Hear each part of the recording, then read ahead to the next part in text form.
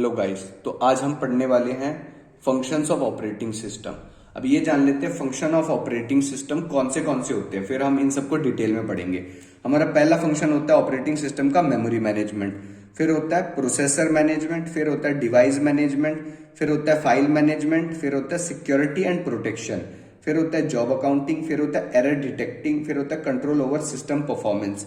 ये मैंने 8 फंक्शंस लिखे हुए हैं। इनके अलावा भी बहुत फंक्शंस होते हैं, पर ये 8 मोर देन सफिशिएंट है किसी भी यूनिवर्सिटी एग्जाम्स या कॉलेज या स्कूल एग्जाम्स में लिखने के लिए। ये 8 लिख दिए तो फंक्शंस ऑफ ऑपरेटिंग सिस्टम में एक भी नंबर नहीं कटेगा। अब हम इनको डिटेल में पढ़ते हैं। हमारा पहला आता है मेमोरी मैनेजमेंट।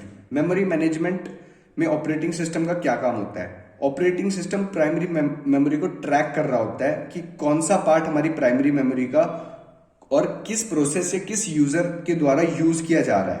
और इन मल्टी प्रोग्रामिंग एनवायरनमेंट हमारा ऑपरेटिंग सिस्टम डिसाइड करता है किस प्रोसेस को हम कितनी मेमोरी देंगे और उसको मेमोरी एलोकेट करना और डी एलोकेट करना। मतलब जब हमारा प्रोसेस सर्विस के लिए रिक्वेस्ट करेगा कि मेरे को इतनी मेमोरी चाहिए, तो हम उसको एलोकेट करेंगे मेमोरी, और फिर जब उसका काम खत्म हो जाएगा तो उससे डी एलोकेट कर लेंगे, मतलब वापस ले लेंगे हम उससे मेमोरी।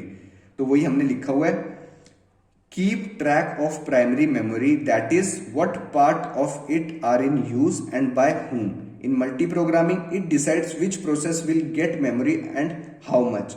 और फिर वही allocation and D allocation, allocate करना और डी एलोकेट करना। फिर हमारे पास आ जाता है प्रोसेसर मैनेजमेंट। प्रोसेसर मैनेजमेंट में क्या होता है? हमारा ऑपरेटिंग सिस्टम ट्रैक कर रहा होता है प्रोसेसर को और स्टेटस ऑफ प्रोसेस को। स्टेटस ऑफ प्रोसेस क्या होते हैं? हमारे स्टेटस ऑफ प्रोसेस होते हैं न्यू स्टेट, मतलब हमारा प्रोसेस अभी अभी बना है और वो सेकेंडरी स्टोरेज में आया है। रेडी मतलब वो रेडी क्यू में आ चुका है, उसको हमारा शेड्यूलर उठा के रेडी क्यू में लेके आ चुका है कि भाई अब तू रेडी क्यू में आ गया, अब तू वेट कर रहा है प्रोसेसर मिलने के लिए। फिर वो उसको हमारा सीपीयू शेड्यूलर प्रोसेसर प्रोवाइड कर देता है, तो वो रनिंग स्टेट में आ जाता है। रनिंग स्टेट में आ जाता है तो अगर उसको कोई इनपुट आउटपुट ऑपरेशन नहीं चाहिए और इंटरप्ट नहीं आया कोई बीच में, तो वो टर्मिनेट हो जाएगा। अगर वो कोई इनपुट आउटपुट प्रोसेस आ गया कि उसको कोई इनपुट आउटपुट ऑपरेशन की जरूरत है, तो वो वेटिंग स्टेट में चले जाएगा। तो ये सारी हमारी होती है स्टेटस ऑफ प्रोसेस। तो इनको भी हमारा ऑपरेटिंग सिस्टम ही देख रहा होता है और एक प्रोग्राम के द्वारा देख रहा होता है। उस प्रोग्राम को हम बोलते हैं ट्रैफिक कंट्रोलर। ठीक है, तो उसके बाद इन मल्टी प्रोग्रामिंग एनवायरनमेंट हमारा ऑपरेटिंग सिस्टम डिसाइड करता है कि किस प्रोसेस को प्रोसेसर देना चाहिए और कितनी देर के लिए देना चाहिए। और ये काम हमारा करता है प्रोसेस शेड्यूलिंग, बोलते हैं हम इस काम को। और फिर वही एलोकेट एंड डी एलोकेट करना। जब हमारे प्रोसेस को नीड होगी किसी प्रोसेसर की, तो वो रिक्वेस्ट करेगा, तब हम उसको एलोकेट करेंगे प्रोसेसर। एंड जब उसकी नीड खत्म हो जाएगी या उसका काम खत्म हो जाएगा, जो प्रोसेस का कोई भी काम है, या कोई हायर प्रायोरिटी प्रोसेस आ जाएगा, तो वो डी एलोकेट हमारा ऑपरेटिंग सिस्टम डी एलोकेट कर देगा उससे, मतलब वापस ले लेगा प्रोसेसर। तो वही हमने लिखा हुआ है, keep track of processor and status of process. ये थे हमारे स्टेटस ऑफ प्रोसेस। और इस काम को करता है एक प्रोग्राम जिसको हम बोलते हैं ट्रैफिक कंट्रोलर। और in multiprogramming it decides which process gets the processor and for how much time.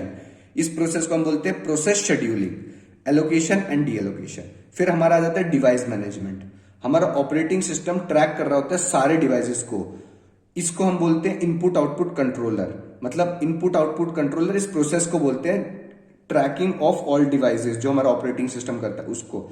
फिर ये डिसाइड करता है किस प्रोसेस को हम अपना डिवाइस देंगे और कितनी देर के लिए देंगे, वो हमारा ऑपरेटिंग सिस्टम डिसाइड करता है। और वही है एलोकेट एंड डी एलोकेट, कि हम एलोकेट करेंगे डिवाइस को जब वो रिक्वेस्ट करेगा प्रोसेस हमें, और जब उसका काम खत्म हो जाएगा तो डी एलोकेट करेंगे, वापस ले लेंगे अपने डिवाइस को उससे। तो वही हमने लिखा हुआ है, keep track of all devices, decides which process gets the CPU and for how much time, and फिर एलोकेट एंड डी एलोकेट। फिर हमारा आ जाता है फाइल मैनेजमेंट।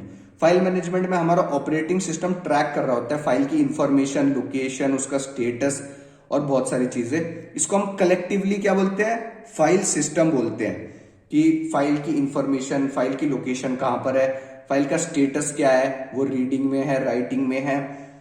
और फिर हमारा ऑपरेटिंग सिस्टम डिसाइड करता है कि किस प्रोसेस को हम वो फाइल देंगे। मतलब फाइल क्या है? हमारा रिसोर्स ही है, तो किस प्रोसेस को हम वो रिसोर्स देंगे और जब उसका काम खत्म हो जाए तो उससे वापस लेंगे, ये सारा काम ऑपरेटिंग सिस्टम करता है। वही एलोकेट एंड डीएलोकेट। जब हमारे प्रोसेस को चाहिए होता है कोई रिसोर्स तो ऑपरेटिंग सिस्टम उसको एलोकेट करता है, फिर डीएलोकेट करता है उससे। फिर हमारा नेक्स्ट आ जाता है security and management. Security and management कैसे प्रोवाइड करता है हमारा ऑपरेटिंग सिस्टम? हम पासवर्ड्स डालते हैं अपने डिवाइस में, जो भी हम डालते हैं हमारा ऑपरेटिंग सिस्टम उस सबको मैनेज कर रहा होता है। अगर हमारा पासवर्ड सेम हो गया जो हमने पहले डाला था उससे, तो हम यूजर एक्सेस कर पाएगा। अगर नहीं हुआ तो एक अनऑथराइज्ड एक्सेस है, तो उससे हमें बचा लेगा ऑपरेटिंग सिस्टम। तो वही हमने लिखा हुआ है, by means of passwords and similar other techniques preventing unauthorised access to programs and data. Similar other techniques मतलब आजकल फिंगरप्रिंट सेंसर आ रहे हैं, हमारे आई स्कैनर आ रहे हैं, फेस स्कैनर आ रहे हैं, वो भी सिमिलर टेक्निक्स है पासवर्ड्स टाइप की। तो इनसे भी हम प्रिवेंट कर सकते हैं अनऑथराइज्ड एक्सेस को। सबसे सिंपल एग्जांपल हो गया हमारे मोबाइल में। हमारे मोबाइल में आजकल फेस अनलॉक और बहुत सारी चीजें आ चुकी हैं, ये सब इसका ही पार्ट है। हमारा मोबाइल ऑपरेटिंग सिस्टम जो होता है एंड्रॉइड, वो इस सबको मैनेज कर रहा होता है। फिर हमारा आ जाता है नेक्स्ट जॉब अकाउंटिंग। हमारा ऑपरेटिंग सिस्टम ट्रैक कर रहा होता है time and resources used by various job and users. मतलब क्या है इसका कि हमारा ऑपरेटिंग सिस्टम मैनेज कर रहा है कि कितने टाइम के लिए कौन से रिसोर्सेज किस प्रोसेस या किस यूजर को दिए गए हुए हैं। ये सारा काम भी हमारा ऑपरेटिंग सिस्टम करता है। अब हमारा नेक्स्ट फंक्शन क्या आता है? Error detection. एरर डिटेक्शन में क्या होता है? एरर हमारा सीपीयू में भी आ सकता है, मेमोरी में भी आ सकता है, इनपुट आउटपुट डिवाइसेस में भी आ सकता है और यूजर प्रोग्राम्स में भी आ सकता है। तो इसमें ऑपरेटिंग सिस्टम का क्या काम है? ऑपरेटिंग सिस्टम कोई ऐसा एक्शन परफॉर्म करेगा जिससे कि हमारा एरर ठीक हो जाएंगे या फिर रिजॉल्व करने की कोशिश करेगा, जिससे हम हमारी कंप्यूटिंग मतलब हम अपना कंप्यूटर करेक्ट और कंसिस्टेंट वे में चला पाएंगे। वही हमने लिखा हुआ है, error may occur in the CPU, in memory, in input output devices or in user program.